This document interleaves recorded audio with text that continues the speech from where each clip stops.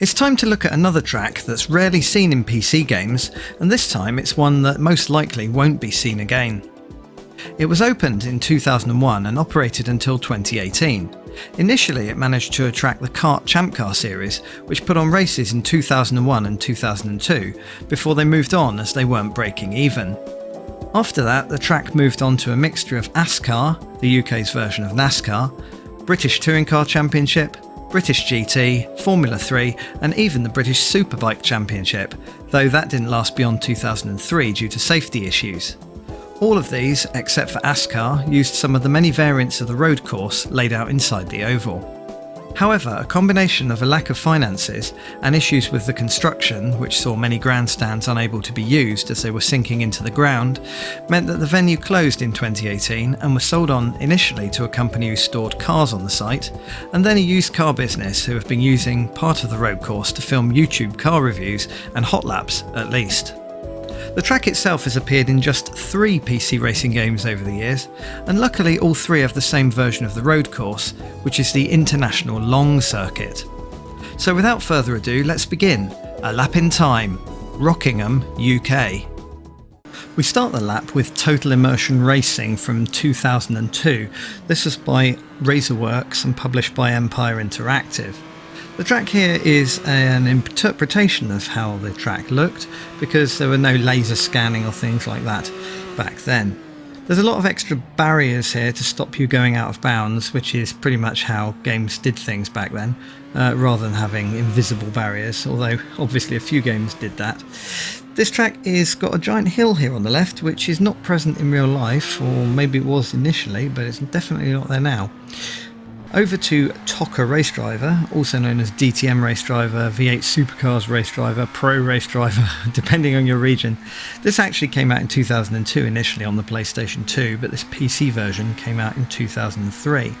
There's a nice motion blur on the track here, but everything feels a bit flat, and the handling of the car definitely feels a bit like a hovercraft, even with the hidden sim setting turned on. There's a few issues with the modelling of the circuit here, which we'll look at in a little bit. And then in 2015 we got a fully laser scanned version of the track as part of Live for Speed, which you can see here. Live for Speed actually came out in 2002 as well, around the same time as the other games, amusingly, but this track came out in 2015. More than a laser scan version of the track, this is a laser scan version of the venue. You can go into the pit lane and see modelled plug sockets in the pit building. You can find spare cones under a lean-to and ambulances tucked away. It's just awesome. Anyway, moving on to the oval track. Now, the oval track in Total Immersion Racing, here we're using the Champ Car, which you can unlock with either a code or by completing the game. They've set it at night time here with these big strong lights, but it does make the edges of the circuit just look a little bland with these big tall concrete barriers, and probably not even as interesting as real life, as far as I can say that. The car bounces around a lot on the corners. I don't think it's really made for this, to do ovals. Here's TOCA Race Driver. Everything, again, you've got to be very... Oh, nice illegal line there. You've got to be very careful with the handling on this one, because the back of the car will just slide out merrily. There's also no IndyCar or Champ Car type car in this game, so I'm using a prototype, which means I had to slow down a little bit more in the corners. I always like the lighting effect from the sun on this game, but it's all a little basic compared to the following TOCA games. But they didn't feature the Rockingham circuit. There's also a drop on the left there that isn't there in real life. And so on to Live for Speed. And yeah, you can see here, it's almost like looking at a photograph. The only thing that I would say could be better on this game is they could add a little motion blur to the track, because the flickering of these very intense detailed textures can look a little stroboscopic and make it look a little bit like static, but otherwise this is an astonishingly realistic version of the track and well worth a look if you get this game.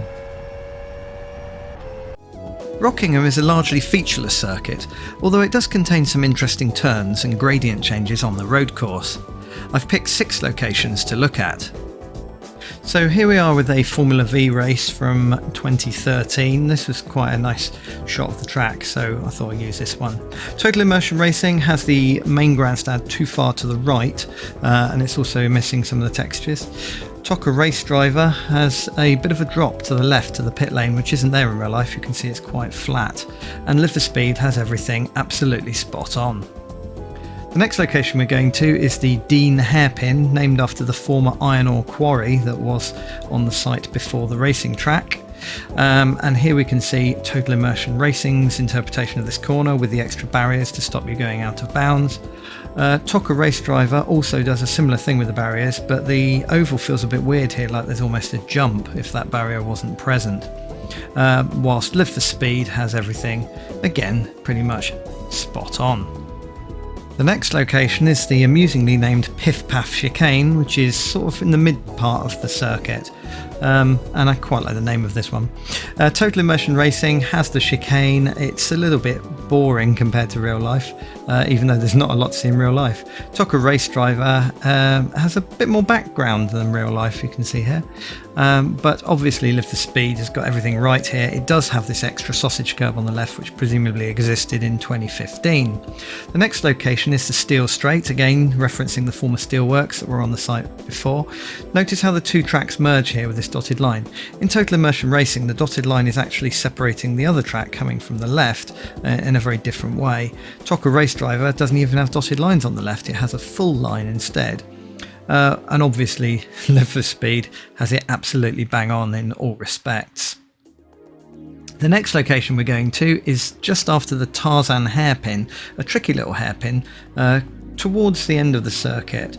There's an extra lane going off to the left here, which is present in Total Immersion Racing. You can see the blue scrutineering building as well, which is present in real life. Tocker Race Driver has the buildings, but they're a bit too far to the left and the junction isn't quite right on the left. And Live for Speed has everything, again, absolutely perfect as it's laser scanned. The final location we're looking at is the Turn 1 corner on the oval now, and you can see the chicane that we went through when we were driving the road track. Here's Total Immersion Racing, which does its nighttime style mode for the oval. You can see some extra stuff on the left there. Tocker Race Driver, I'm not quite sure if the oval's quite the right banking here. The texture's too dark on the track. And Live for Speed is absolutely perfect, like usual. Let's put all three games head to head over a full lap of the road course and then a full lap of the oval.